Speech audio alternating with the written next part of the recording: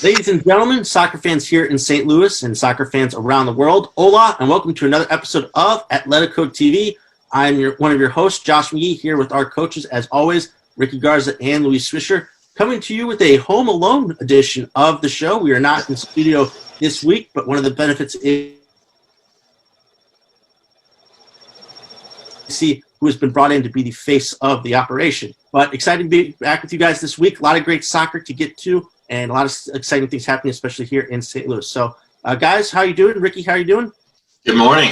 The sun's shining. Can't complain. Looking out my window right now, having coffee at home. I was going to say, it looks like you're coming to us live from your new stadium back there. Can't wait, man. This is what it's going to look like. Luis, how are you doing?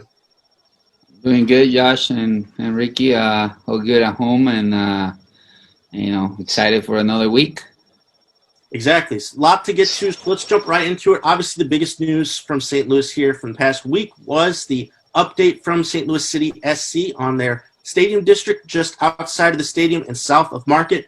I had a chance to listen in on their presentation. It was really well done. They put forth a bunch of new renderings of what they will be working on.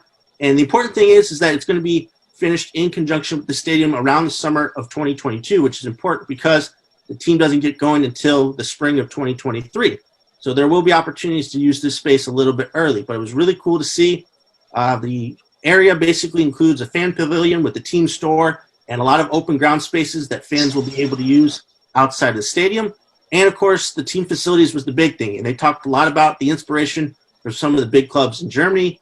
Manchester City was also mentioned in terms of the inspiration for such things as the locker room, training facilities, dining halls, etc. It was really well done, and the influence of Lutz and what he's been able to bring with his experience and what they were able to see during the trips in Europe. It was just a really cool presentation. I didn't know if you guys had a chance to see any of it, but what were some of your thoughts on what the team were able to put forth with this part of their stadium update? I didn't see it, honestly. I mean, I just see a little bit here and there. It looks like it's progressing. I see on social media. It's exciting. Luis, did you have a chance to see anything from the I saw update? some of the on social media, some of the pictures that they posted. I think at least from the renderings and what it looks like is going to be the training facility with 3 fields. Kind of a perspective from a gym going towards the glass window and see the Ferris wheel in front of Union Station. I mean, I thought it was pretty cool, the setup.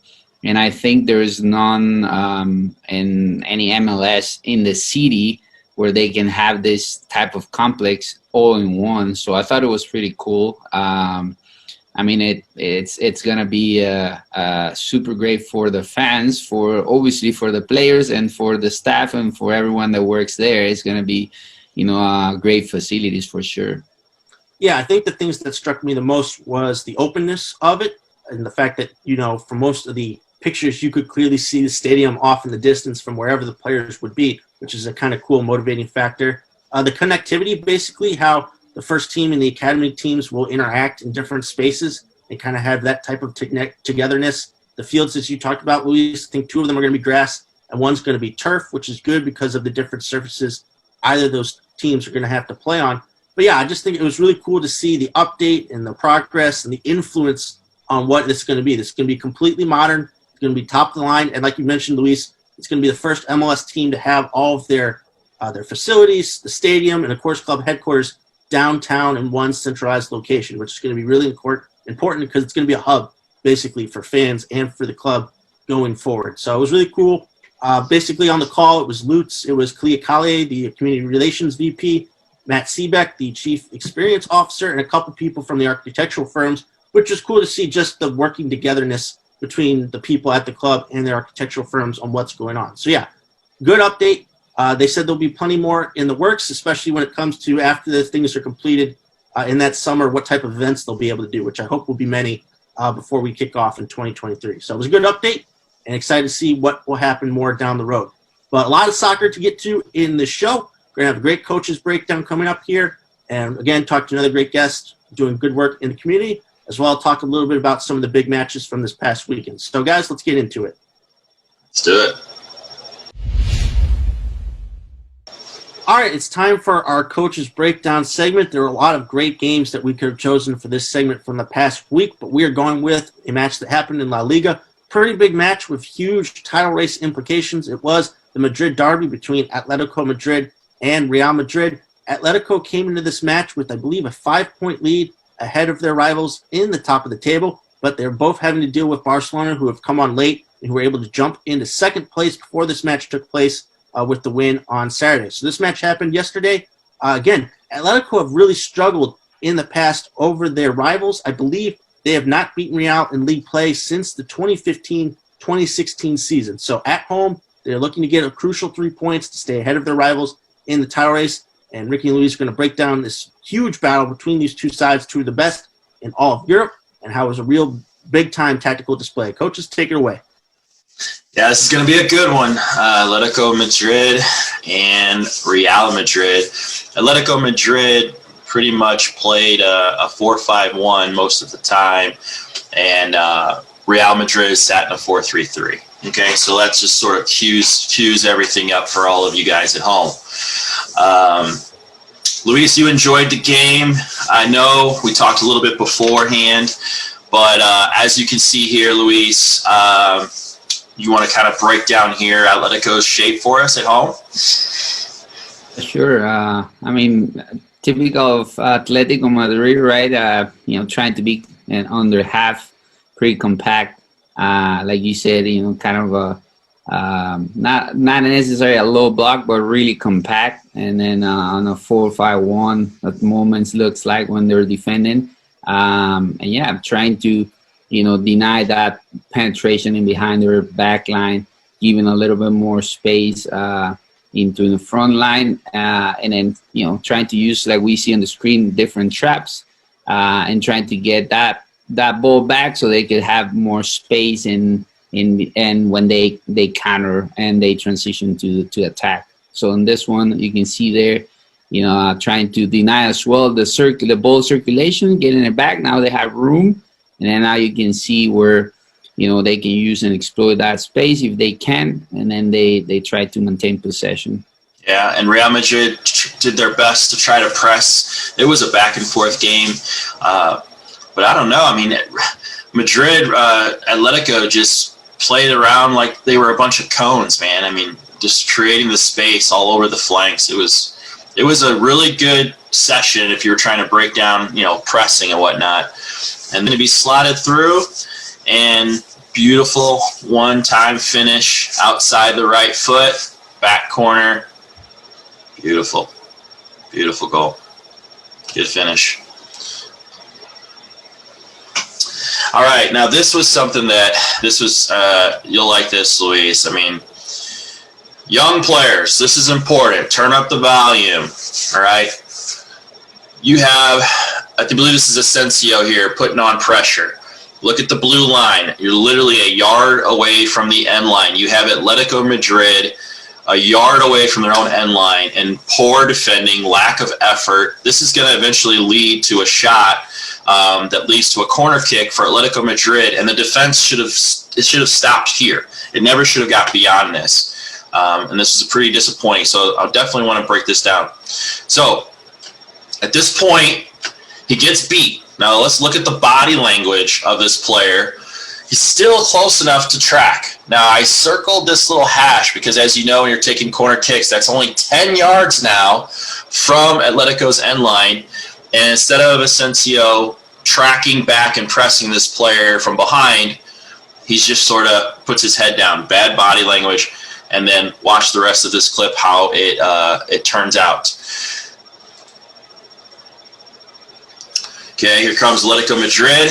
At the middle of your screen, see how it's highlighted there. It shows you Atletico's player coming all the way forward and putting that, and that created a corner kick in that play. So I just wanted to make sure that was something for the young kids here. And this next clip is going to be Atletico Madrid pressing Real Madrid. Same circumstance. You're going to see Real about a yard from their end line, and watch the difference. Atletico Madrid defender is going to press really, really well and create a throw-in, and to give up a throw-in, but it's not a big deal. Watch this play here. So, Luis, see all the supporting players there? Well, you can see. I mean, once they're in their half, Atletico Madrid won. It's just a matter of have the ball close to the opposite goal and trying to get them and put them in traps there higher so they cannot people, especially when they're already high on the field after one of their attacks, right? So after they're on attack, if they're already there, they keep themselves compact in the lines, and they're gonna keep that, and then they win it as high in the field. They go low when the opposition has more room. They're on balance. They realize that they cannot go pressure, and then that's when they sit. But if you see these moments, Atletico, that's when I refer to Atletico style. It is when it's up under half and they are really already compact and organized, they're gonna go high. It's not about just sitting on a low block all the time, and then that's how they get the ball back on that one. That's right. And as you can see here, Madrid shape, kind of a 4-1-4-1 is when they run in the low block most of the time. And what Atletico did was create this umbrella around that low block, as you're going to see here in this clip, is Atletico Madrid sort of pulling Real out. They're just trying to pull them out so that they can kind of hit in between those lines. And you're kind of creating some space. Also there at the top left of your screen, you can see a little 2v1 on the left side is created, and Luis Suarez checking back into the ball, dropping it off. And then immediately, the reason why we have that clear cone there is as soon as Luis pulls that center back, the other forward makes that run in behind. And Atletico did this all game. They just look for those cues. Even if they didn't get the ball, they were constantly making those runs, right? So here's a little isolation here again, trying to create those one-on-ones and isolating. And then effort here. Once again, my thing for the day, putting that pressure on the other team, and if you give up a goal kick. And there's that 4-5-1, Luis, we were talking about earlier with Atletico Madrid. Yeah, if you see here, it's different, right? Now they have more space. They're more, so they know that they need to go a little bit deeper into their half. So it's not all the time, but they understand when they need to go higher, they're higher, and the opposition is on a threat to lose the ball, and they're compact. They're gonna go pressure higher. But here you can see they're more compact on their middle block, and then trying to get now, okay, once we get it back, can we get some space in behind and then attack Real Madrid on the opposite, trying to get through the flanks, because they're really compact as well in the central channel, and then trying to get the ball around. Similar what Atletico was doing. I think that the way of penetrating behind the back line when you have low blocks, regardless in where it is, but in this case, in their half, it's moving the ball around, dragging people in, and then to go exploit the space as quick as possible on the ball circulation out. And I think that's where they lack. If they're pretty good on shifting on the opposition, then that's the challenge, right? How do you break down that that back line in behind? Right. And Atletico is so clinical with their shifting, but there were opportunities that were missed. As you see here, Benzema makes a great run, but his teammate does not see the run, and he ends up not playing that ball in behind. But there were some moments there. There are some kinks in Atletico's armor, but they weren't taken advantage of all the time. I think that's the hardest play, I would say, for players, for ball carriers, the guys that are bringing the ball up, to see the runs in behind. That's one of the challenge on that specifically zone close to goal. It is, if you see on the previous, Atletico Madrid did running behind the fullback, the wing back, and then getting in behind. Here, similar, and Benzema does the same. He didn't see it. And then they have to just circulate back, right? Because it's so compact and condense the spaces in between the lines. Exactly. We're going to emphasize here Atletico's cues to press. So they've got good numbers in the box to defend. However, I want to see here, got the arrows here for you. 2 Atletico players are going to come bursting out at Modric to put that pressure, leaving space behind, but they're so confident to put the pressure and to move the ball back. And that's what you're going to see here in this clip. There's going to be a couple more moments of that as we go. Again, you see how they adjust in the back. So even though they apply pressure, the wing back, which is I think is Trippier, immediately covers in behind when he sees those 2 pressure guys in front of him. So that was pretty good there to see. Another cue to press, leave the block, and come out. Now you can see all Atletico's leaving the 18, cutting off the lines, got good cover, and communication. So look at that center back. He got a little circle over his hand. He knows there's a space there, and he's telling that left back to get back. So good communication all the way around throughout this game. There was a lot of those cues. There's another one there. So quickly, Atletico Madrid comes out of their block to press, and then so quickly gets their shape back.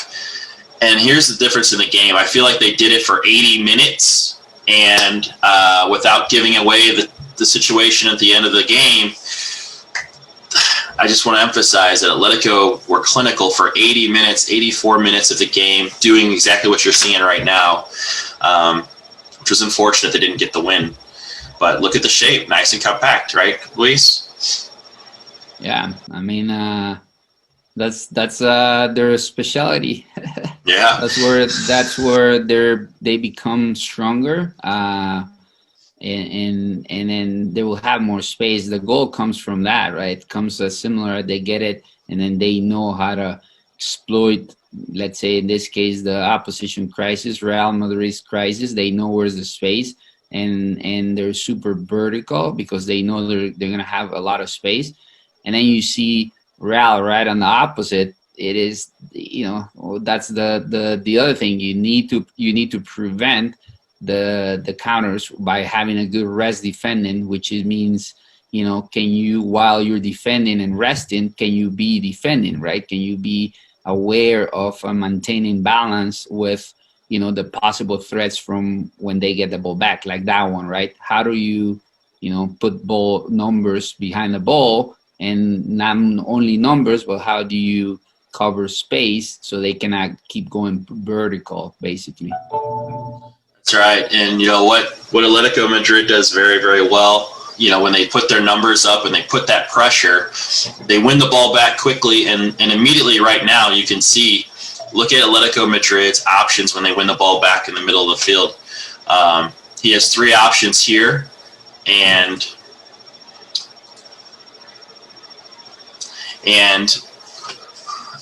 the whole point of that was to kind of show how Atletico Madrid wins the ball back quickly. Atletico Madrid just wins the ball back.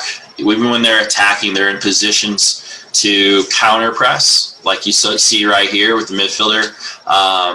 He was up in the attack and immediately in a position to counter press, and Atletico Madrid wins the ball back again very, very easily. Here they are in their shape again.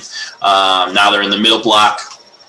And this was consistent. We wanted to emphasize this in our clips today, was the consistency. Immediately they win the ball. Can they counterattack? Can they put numbers forward?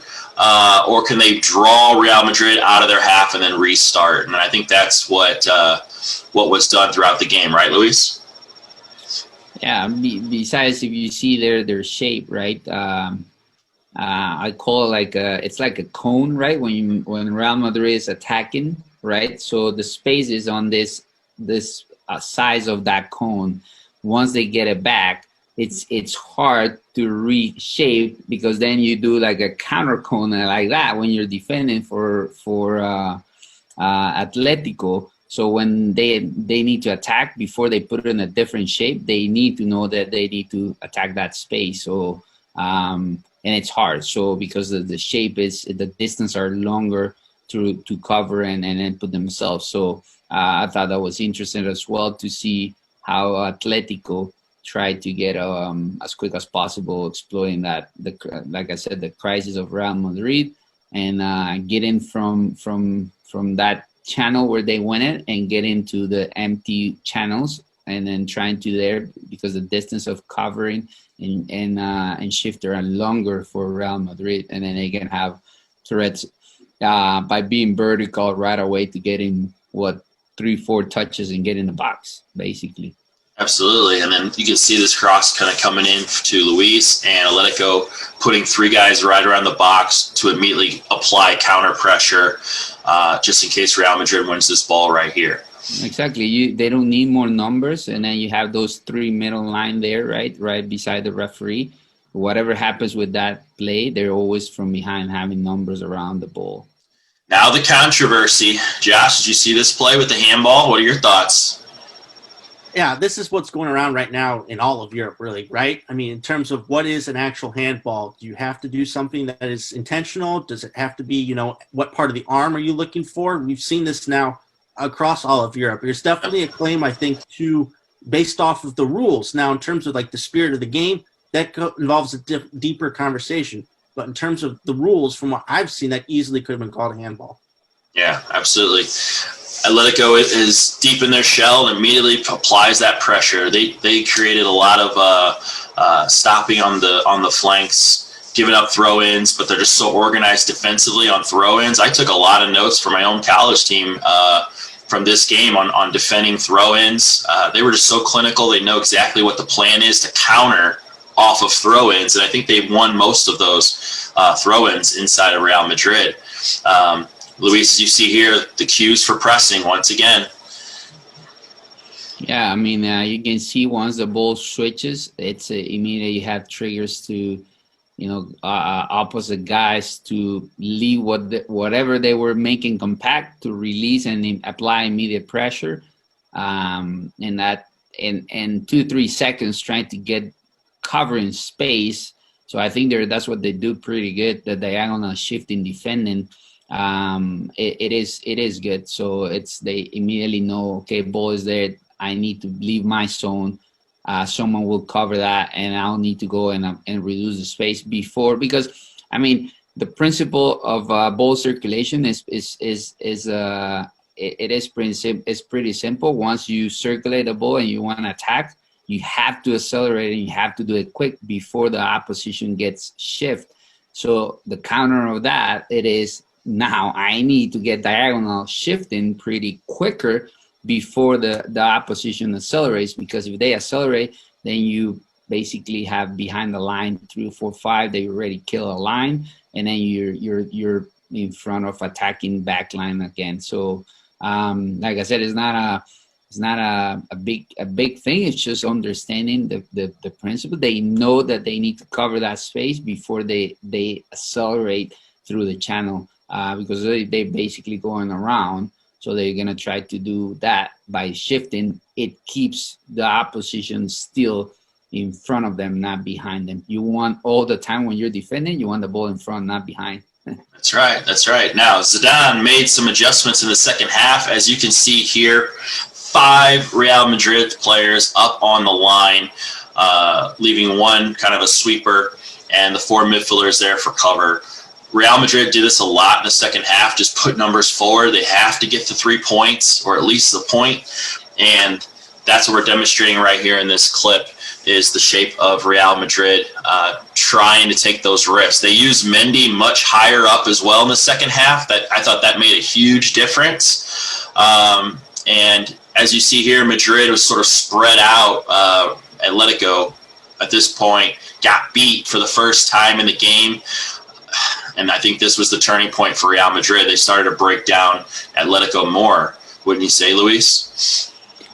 Yeah, I mean, it's when you have teams that are compact, the next thing to do is if you need to attack them, they're so compact, you need to stretch them, basically. How are you going to stretch them? One of the ways, and I think that's what Zidane did, that's putting more numbers high, more risk in behind, but also having more players, more compact as well, to find in between lines, because then you're the back line. You need to make a decision. Do I worry about the guys in front of me, or do I worry for the guys behind me. And then the middle line of Atletico has to make a choice as well. So because they already have in their style to press, right, I thought Zidane did well. Okay, I'm going to put more risk behind for me, but I'm going to put more players in the middle. So then they need to have a choice because you can't cover all the space. So if you go around, then you have 2v1s on the flanks quicker. If you go inside, it's just about breaking the line like you saw in one of the clips. It's just breaking the line in between the lines, and then you're already killing that pressure of 3 or 4 or 5 players from Atletico, and now you're set to attack with versus a 6 versus 5 or 5 versus 5. So it's basically finding the free player with more players in the middle, or finding a free player with higher and wider players if you see a line of 5 there. Right, so that's the 2 ways of doing it. And as you saw the last few clips here, Real Madrid gets caught in behind a lot, but they were willing to take that risk. Courtois made a few saves there as you were speaking and on you see the those. risk there, right? That's the risk that you will have. They are. Especially in that one, in that specific play, you're going to have man-to-man on the back line, but it's either, do I go tie the game, or do I, just be more cautious and keep doing what I want versus a team that they're pretty good to do defending, right? And what are we doing here? You have 4 minutes left in the game. Go to the corner, and instead, this causes the goal. This gave it up. That was what I wanted to show there. I believe that was João Felix in the box, and he could have took it into the corner or take a shot, any of those things. And instead, he played a ball across. And this is the same sequence, by the way. This isn't a new clip. This is the same sequence of that missed attempt that Benzema is going to get the tying goal here and just rip through Atletico's back line. It was frustrating because this play never should have happened. I don't know what your thoughts are on that, Luis, but with 3 or 4 minutes left in the game, you go to the corner and keep the ball, right? Yeah, I think, what we talked at the beginning, right, it's especially I thought Atletico Madrid was doing it good, but then that's the question when it goes to the 90th or whatever, 80th minute, and it's you're loyal to your style. I just thought that they want to attack. They were not, good in terms of getting those lines. What we talk about the rest defending from Atletico Madrid, so they could have a space. You have people that, and that's what talks about the style. They're not gonna go and get it to the corner and lose time because they just want to attack. They just want to, that's what they want to do. So they got vulnerable there, and then they still got in a low block. They put numbers in behind, but they got, broken at the end. So unfortunately for Atletico Madrid. That's right, and that ends our coach's breakdown, just as our community segment is about to start with Sal Valadez. We will be right back after this clip. All right, welcome back to Atletico TV. This portion of the show is my favorite. It is the community segment, and where we feature someone who is a community leader here in St. Louis, trying to make change or improving the lives of others. And Sal Valadez is one of those people. He is a part of multiple boards that are influencing the community. He is the Diversity and Inclusion Midwest Regional Coordinator for the labor unions. He is working for LiUNA Labor Union in South St. Louis. Sal Valadez, welcome to the show. Yes, good morning, Ricardo and other guests.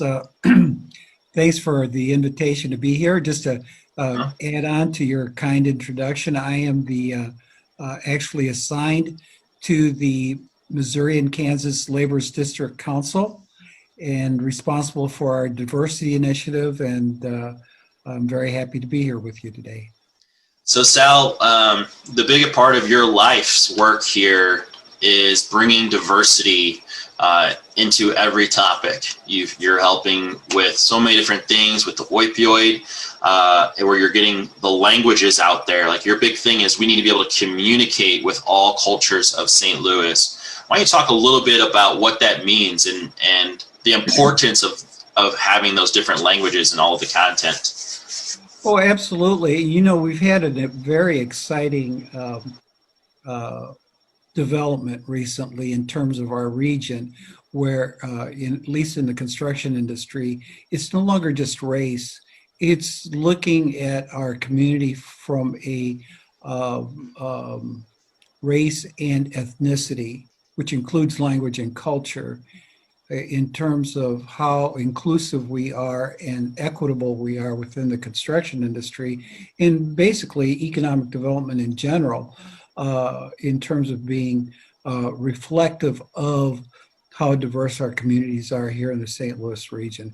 And before I continue, I would like to thank your organization, Club Atletico, for all the work that you've done in terms of human trafficking, opioids, and languages. So you're at the cutting edge now, and we really appreciate your efforts. Thanks, Sal. You know, it's always easy to work with community leaders, especially like you, and we're just sort of following your footsteps so that we can carry on a lot of projects that you have.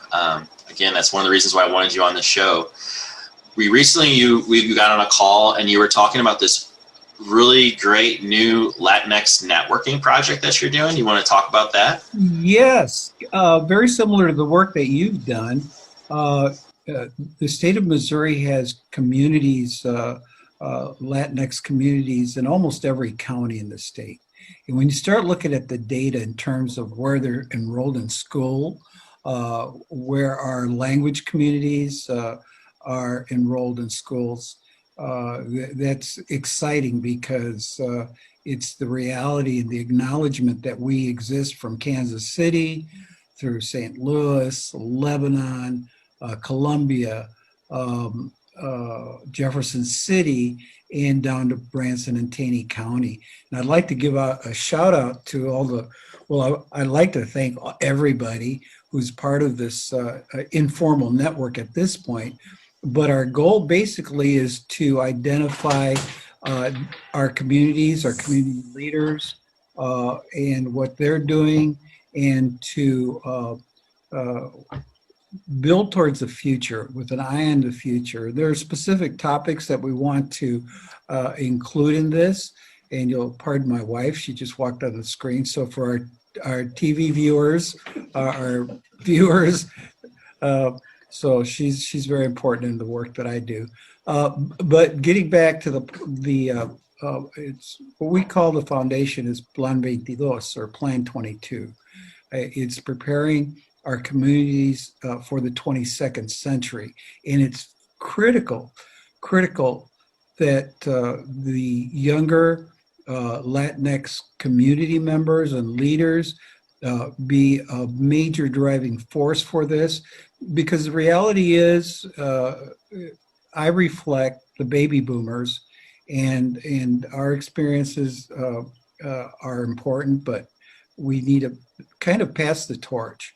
So we're looking for leaders to take us into the 22nd century, and it's critical in terms of political empowerment, in terms of voting, in terms of education, workforce, economic development. So we're excited about the possibilities, and there are some exciting leaders. I'll give you an example. In Kansas City, Edgar Palacios, Juan Rangel, and Jorge Holguin, who are working in Andres Charand with the Guadalupe Centers, and but the Jorge Holguin and Juan Rangel and Edgar Palacios have formed 3 separate organizations focused on education in our Latinx community. And, you know, education leads directly to workforce development opportunities, entrepreneurship with Gabriela Ramirez Arellano here in St. Louis, and other folks with the Hispanic Chamber. So it's an exciting time. And down in Taney County, they've actually got a significant demographic increase in the Latinx community, and it's so important. It's become, that workforce has become so important to them that they actually have developed website and an organization called the Taney Branson County Latinx Workforce Coalition. So we have contributed and will contribute to the economy, the welfare of this state, but we need to have leadership and a focus towards the future. That's great, Sal. And what are you thinking? I mean, what is your goal? What would be in 5-10 years? What do you want society, at least here in St. Louis, to look like? With all of these projects that you have going, what do you think is going to be the end product that we can all be happy about? Yeah, that's a very good question.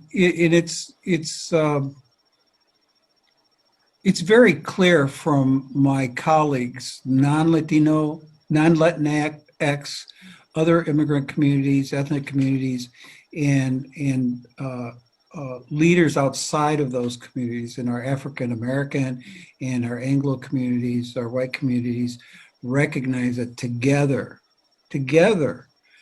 we are a force, and that we can bring about change related to diversity, inclusion, and equity. Diversity is an acknowledgement of the fact that we are a diverse community. From our Bosnian communities to our recent African communities to our recent immigrant communities from Latin America and other places around the world. And if it weren't for us, the newcomers, Missouri would actually have lost population. But it's the acknowledgement, number one, of our diversity. Number two is the inclusion piece. So are we reflected in every segment of our, I will stick to the corporate sector or to our labor unions and to our other organizations. Are we reflected in that diversity from our boards, from our top leadership, the corporate table, the boards, the commissions, and throughout these organizations, from the leadership down to staff? So the inclusion needs action, and that is equity. Are we taking those actions? Are we forming advisory boards? Are we recruiting from, and I'll just stick to our Latinx community, are we recruiting from our Latinx communities, whether as interns, internship programs, our fellows in the different fellowship programs that bring people into leadership positions? Are we reflected in every segment of our workforce, whether it's in our businesses? So we're going to start seeing a shift where the MBEs, the minority business enterprises, the women business enterprises are going to play key roles, because in our region, at least, and I think for the rest of Missouri, but St. Louis in particular, if you look at it just from a construction viewpoint, we are living a golden moment, because opportunities to bring diversity, inclusion, and equity cannot happen without work, without jobs. And St. Louis is number 2 in the country for construction in the next 10 years. And so it's simple supply and demand. You can't implement diversity, inclusion, and equity when there is no work, when there are no jobs, when there's no, the opportunities don't exist. So there's no excuse. We have no excuse. And so it's an exciting time for the next few years in St. Louis, the region, to make diversity, inclusion, and equity a reality. You know, for the viewers, probably wondering, well, how does the soccer team, Club Atletico, connect with the labor union? But as you're listening to Sal, the viewers, I hope you understand the connection here. Is Atletico's mission is to get out there and create equality and more opportunity. You have the labor unions who are wanting more minorities to come in to get those jobs and get opportunities. And then you have someone like Sal Valadez who gets both of it, works in both ends of it, and is the glue to put those pieces together. And this is how you improve society as a whole and make things equal. It comes down to finances, right? So if you live in a better neighborhood and you can afford better things, there's less crime, there's less a lot of that stress on your life and health. And overall, it brings the quality measure up. Wouldn't you say, Luis? Yeah, for sure. It's important to, get everyone involved, and it's an interesting point where, having diversity and all this inclusion and equity will increase. It's like Sal said, it's a force, right? In 5-10 years, we have more people around, and then if we want to make a better community, we need from everyone, right? It's a part of being inclusive, and everything allows more growth. I resume it as a growth. That's the way we have to see it, and obviously being as a part of those outsiders as myself, right, coming from outside, and it's one of the things that I see a lot, that there's not a lot, so we want more of that, and at the end it's just about creating the opportunities. Like Saul said, we all want opportunities in life, and even the minority, and it's just about having a piece of to growth the community. I mean, everyone wants to give a piece of, here I am, I want to help and grow the city, grow the community, grow all the things, obviously doing the correct things, and being aware of what is good. And just to add on to your guys, just to add my perspective to it, and I think that's really what this is all about is, right? I mean, diversity is perspective. It gives an opportunity for, if there's a problem, to bring other people in to look at it a different way and how to address it, as well as the fact if everyone assumes something is going good, diversity allows for people to give their opinions, to give their voice and say, hang on a second, this doesn't work for everybody. So to bring more people in, to highlight more of their work, calls for having less of these problems going on in the future. So I think agree that this type of perspective and bringing in this type of work is important, and that if we're going to continue to advance in the future, stay ahead of the curve, and continue to allow for this great progress in St. Louis, this is the type of action we have to take.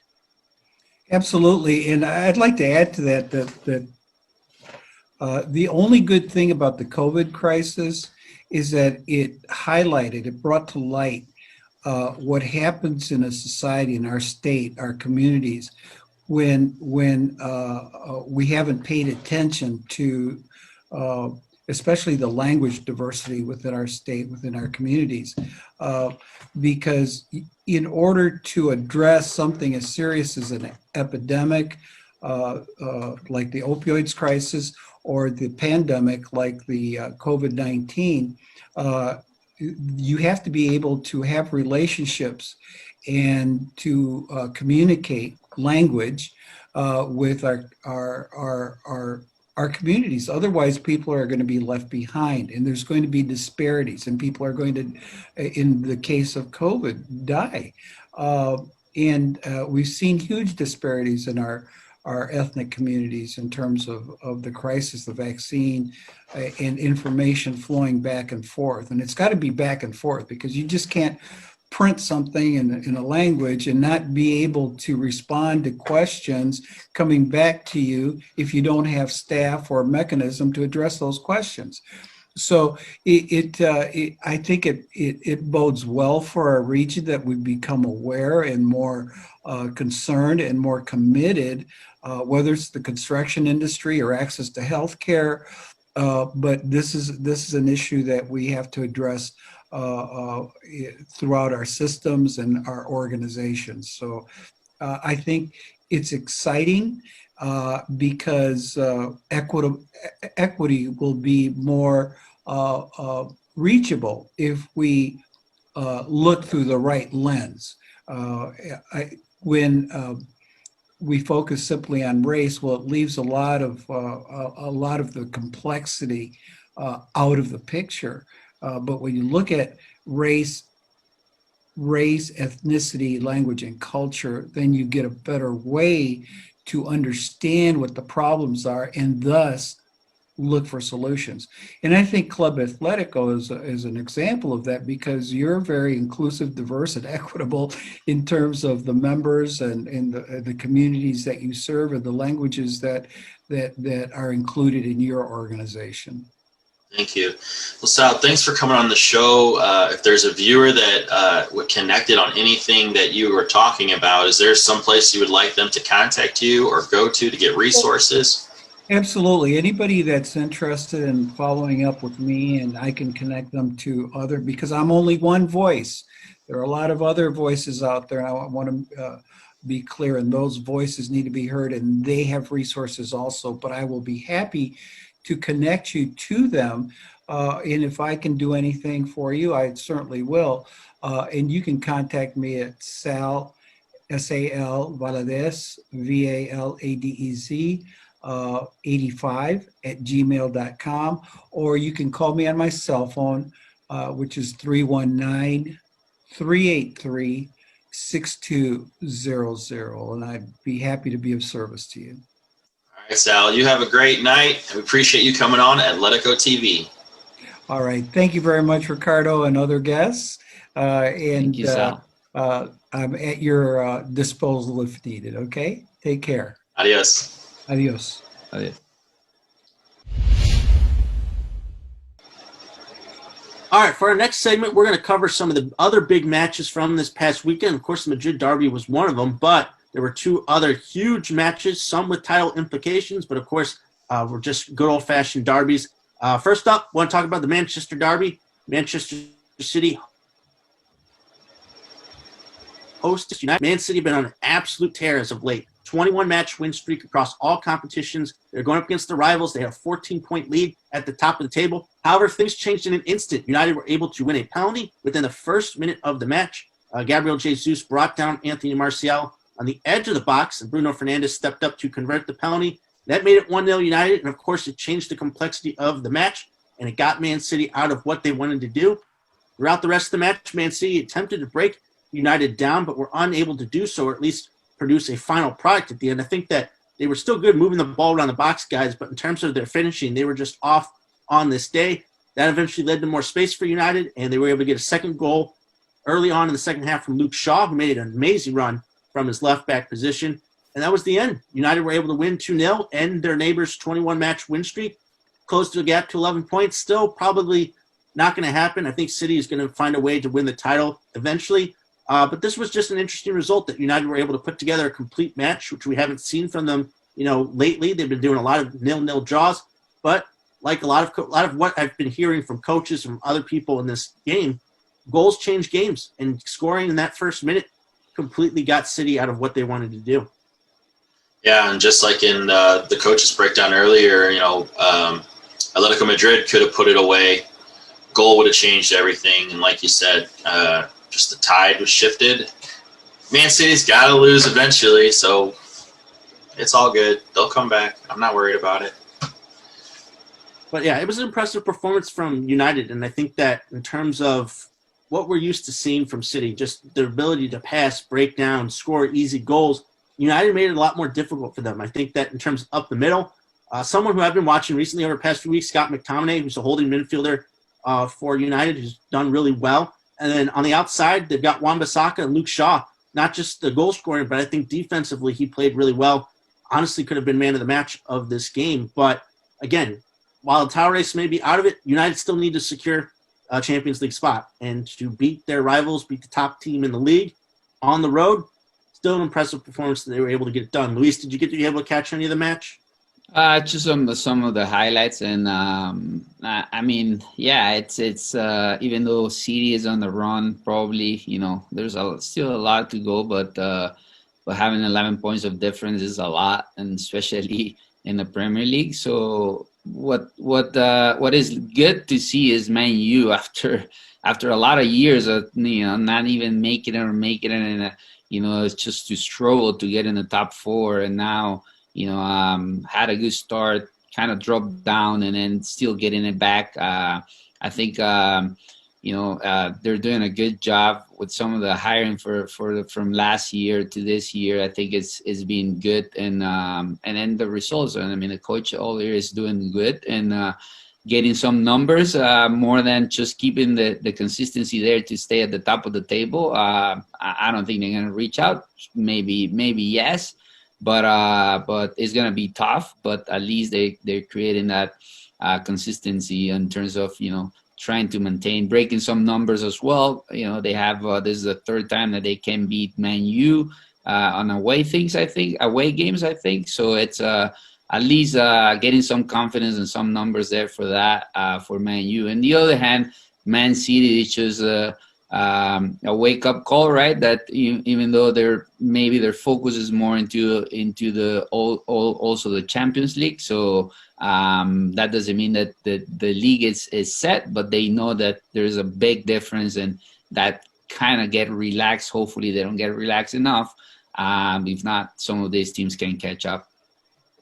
Definitely. Before moving on to the other match, I do want to make a distinction between these two. So the Manchester Derby was actually on NBC Sports Network, which I know is not a station that everybody gets basically on normal cable. I think NBC was showing a Buffalo Sabres Islanders game, which, I mean, all due respect to those teams, it's not as big as the Manchester Derby. And you contrast that with the other match I want to talk about, which is Der Klassiker, Bayern Munich versus Borussia Dortmund.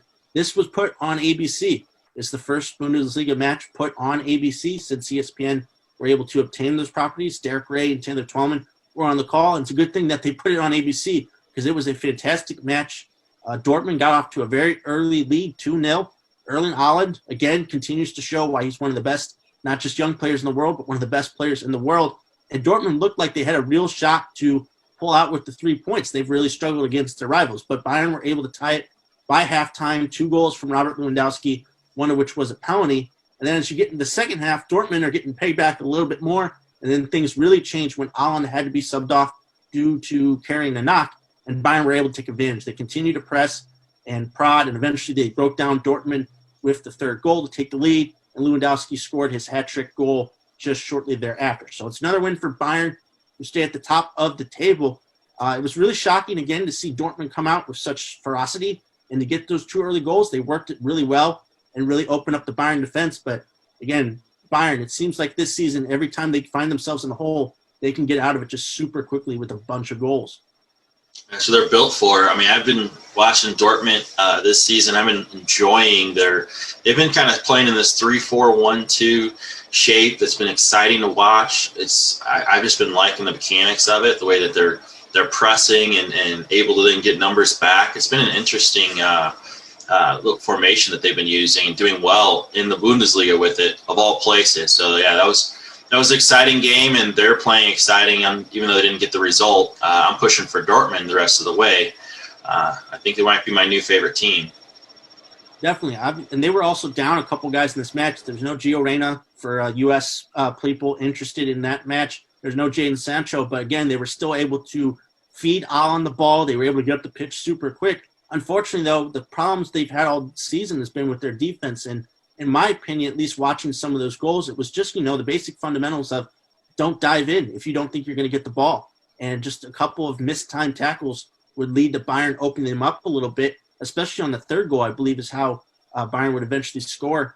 And it just stinks because, again, Dortmund have been competitive for a very long time now in the Bundesliga, but they just can't seem to break through, even though they've got the firepower to score with Bayern. So, Luis, what were your thoughts on the match? Yeah, again, I mean, Bayern Munich, it's one of their strengths. I will say it is that keep them that consistency in terms of the way or their thinking. I mean, they could be down in the score 2-0, 3-0.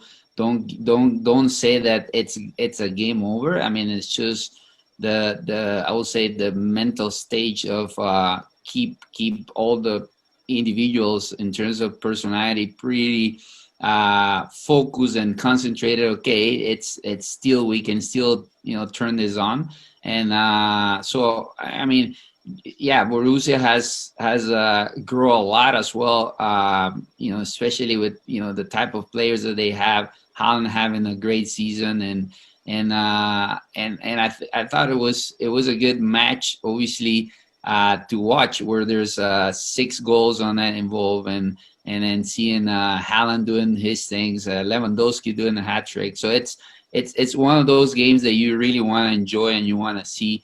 So yeah, I mean, it's a good game, but in order to beat Bayern, you need a little bit more than what you usually do on a regular basis. So I thought that was a good match to watch. And then the other part, which was interesting, that you said, right, flipping over in terms of the audience and what people is watching from the other continent. They're watching more football, and then we're watching more soccer here in this side. So it's interesting to see that part as well. Yeah, I think hopefully it's a trend going forward that, again, people and networks continue to realize that if you really want to pop a rating, you'll put these matches on, primetime, late morning, afternoon television, and that you'll be able to grow your fan base and bring new people in and see what the big deal is with some of these matches over there in Europe. We've seen the Premier League, grow in popularity because of what NBC has been able to do. And now hopefully ESPN sees this number, and they got Serie A too. So putting in those types of big matches on big TV will get people more interested in that. So yeah, 20 years ago, it was hard to find a soccer game on TV. Exactly. And now, it's easier to access, and hopefully, easiest way possible, especially when these big matches come up. But much like the coach's breakdown earlier, if you want to see, a couple of true number 9 strikers showcase how to play the position, it's not just the talent, but it's basically what the coaching and their abilities show how to play that position. And this match was a great showcase for that. So encourage people to go back and look at those highlights. But yeah, those were the 3 big matches from this weekend, all of which were derbies, all of which had some title implications or Champions League spot qualifications. So yeah, it was a great soccer weekend, 3 big matches, and we'll have to see going forward in terms of the rest of the season how these teams do as they battle for the title. All right, for our next segment, we want to talk a little bit about a couple things breaking from here in St. Louis, the soccer community, that I think our coaches will be able to provide excellent perspective on. I want to start off with the announcement from Lou Fusz Athletic that they will be there in early admit to the upcoming MLS Next season. They're going to have a couple of different teams in the different divisions of MLS Next. And that, of course, means that we will have 3 teams from St. Louis, or at least 3 clubs represented in the different MLS Next divisions. We, of course, will have Luis represented with St. Louis FC Academy. We'll have St. Louis City SC joining with a couple of teams. And now, of course, we'll have Lou Fusz. I want to start off by asking you, Luis, in terms of your experience this past year with MLS Next, what Lou Fusz can expect, and again, kind of looking forward to this upcoming season, what fans and people interested can expect. Well, it's I guess everyone wants to have as a club exposure in the best platforms in the US, right? So obviously MLS Next taking over the DA. Lou Fusz has been probably behind trying to get in exposure for their players in that league.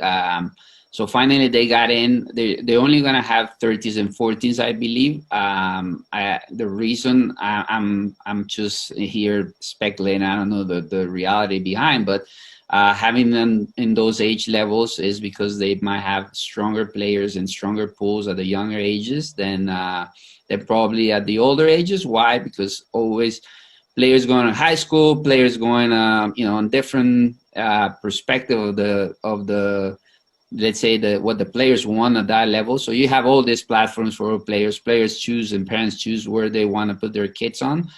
So I'm assuming it's hard to retain better players at the older ages because it's kind of going and channeling towards up, right? So yeah, it will be interesting, and it's good as well. It's good to have competition. It's good to have, if they do have good teams at those age pools, it will create a better competition of a better environment of competing with those teams. And yeah, it will be interesting to see what City goes in as well. Obviously, the first year they will just get with one age level, but in the future, you're gonna have, talking about 22, 23, you're gonna have Lou Fusz, us, and obviously City. We're having either a full, but it will be interesting to know how far Lou Fusz wants to, if they just want to maintain those two age levels, because that's what, at this moment is good, or in the future they're looking for something different. But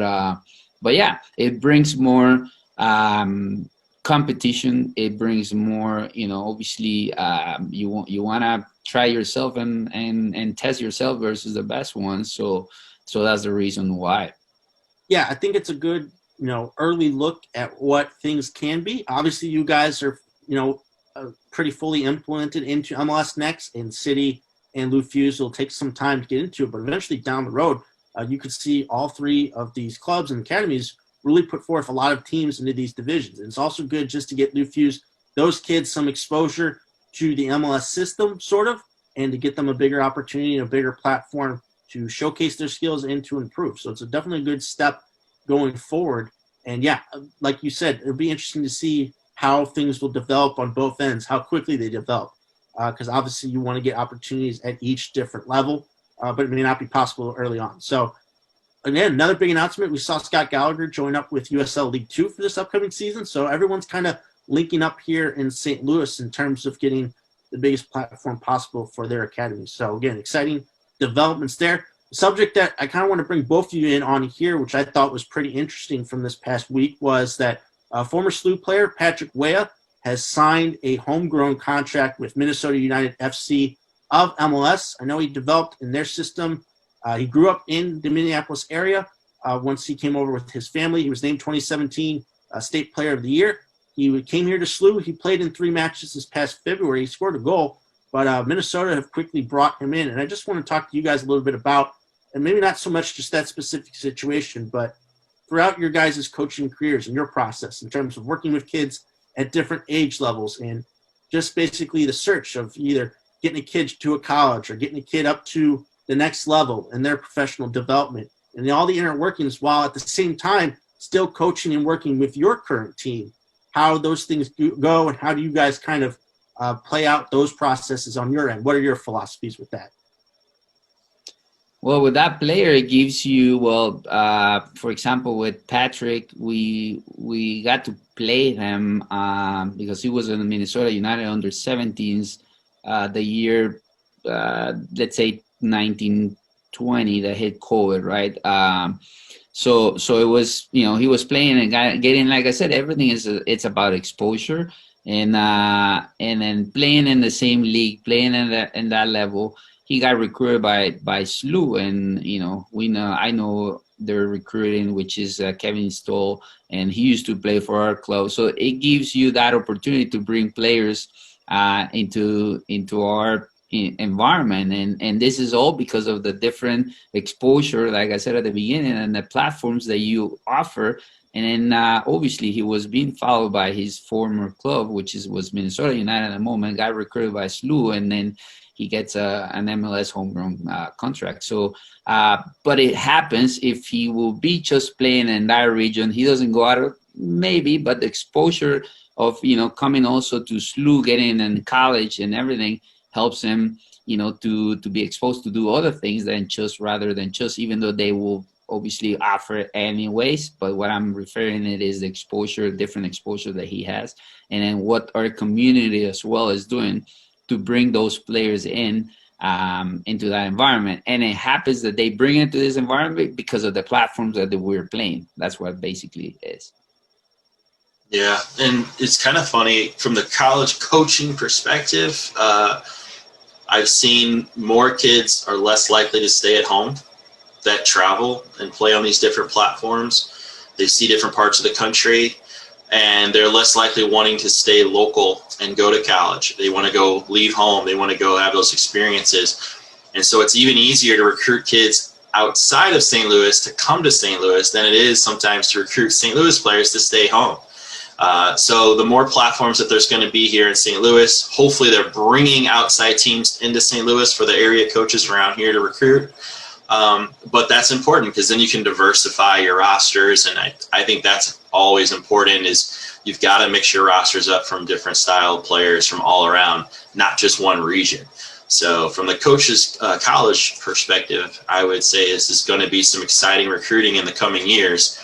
All of these 1 million different confusing leagues, but at the end of the day, you're bringing whole bunch of different diverse players into our region. I'm very happy to see that. Yeah, it's got to be a tough balance, and especially for you guys. Over the years, you want these players on your team, right?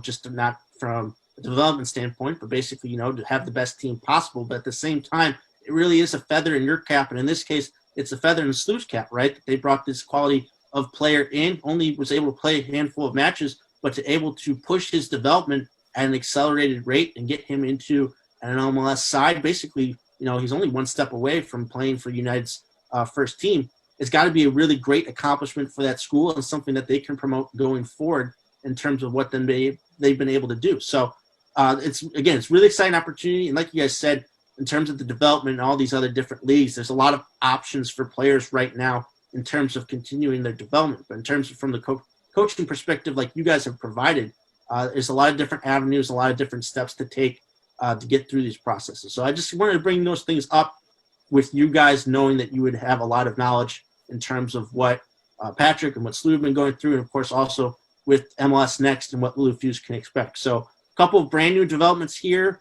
on the St. Louis soccer scene. Of course, we will not be finished. And yeah, really excited. A couple months, we'll be getting going with soccer out on the pitch and getting some matches and get to analyze those teams. So again, really excited to continue to see the development of here in St. Louis with soccer. Okay, was that good? I think we're good. Cool. Just a wrap up and then we're done. Okay. Am I able to see how much time? It's 10:31 right now. Oh, how much time? Well, this will be quick. We're just wrapping up. So. Okay, let's go ahead. Let's try to get it on this video then before it stops. For sure. I think it'll be good. Yep. All right, you guys are good? So that's going to do it for this episode of Atletico TV. Thank you all so much for tuning in. Glad that we were still able to do it, even though we are not in studio for this week. We will be back in studio next week with a brand new episode. But again, I want to thank Local Radio STL for helping us have this platform and have this show. Looking forward to getting back there next week. But again, a lot of great soccer from this past week that we were able to break down. Hope you all enjoyed the coach's breakdown. And, of course, the important work that Sal Valadez was able to highlight here on our community segment this week. And that's the staple of this show, and it'll be there for every episode that we put out. So, again, thanks to Sal for jumping on with us.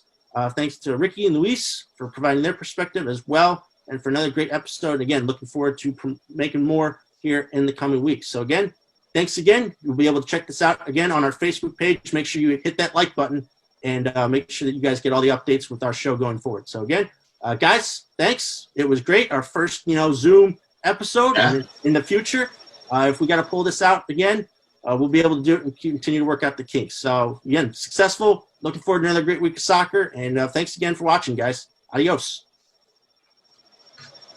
Adios.